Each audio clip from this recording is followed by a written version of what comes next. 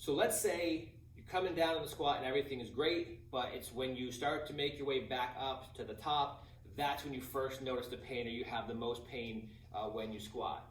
What's going on there? How do we make sense of that? So a lot of times, pain on the way back up starts at the bottom.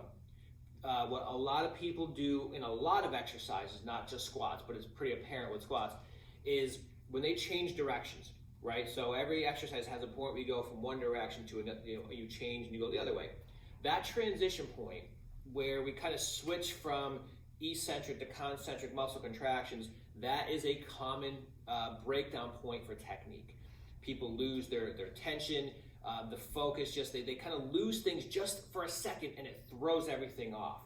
So a lot of times with the pain coming up, it's because when the person gets to the bottom, they kind of, for a second there, as they change direction, they lose the ability to hold their abs tight, they lose the ability to keep total body tension, and then it can cause the bar to shift forward a little bit, which then opens up the low back, and they might fix it by the time they get back to the top, but still, that bottom loaded position, they're allowing the spine and they're allowing the body to shift and move around, which opens up the low back for some unnecessary stress.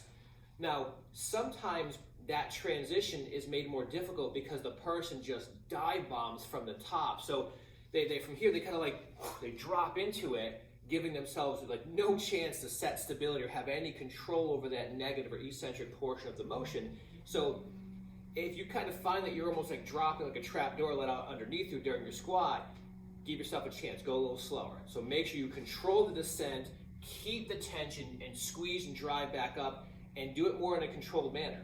Because another thing that tends to happen from the bottom is when people try to explode up, their low back starts the motion, not their hips, right? So when you get to the bottom position here, when they go to come up, they get this, right? So their low back kind of drives, and then the hips they eventually kind of do their thing, but it starts with the low back. And in that position, those low back muscles are not meant to be movers like that, especially not with any kind of a load. They're stabilizers. They're meant to hold your posture and hold your spine in more of an extended position, not to create forceful movement against a load like that. So focus on good controlled descent, keeping things tight at the bottom, and make the transition smooth on the way back up.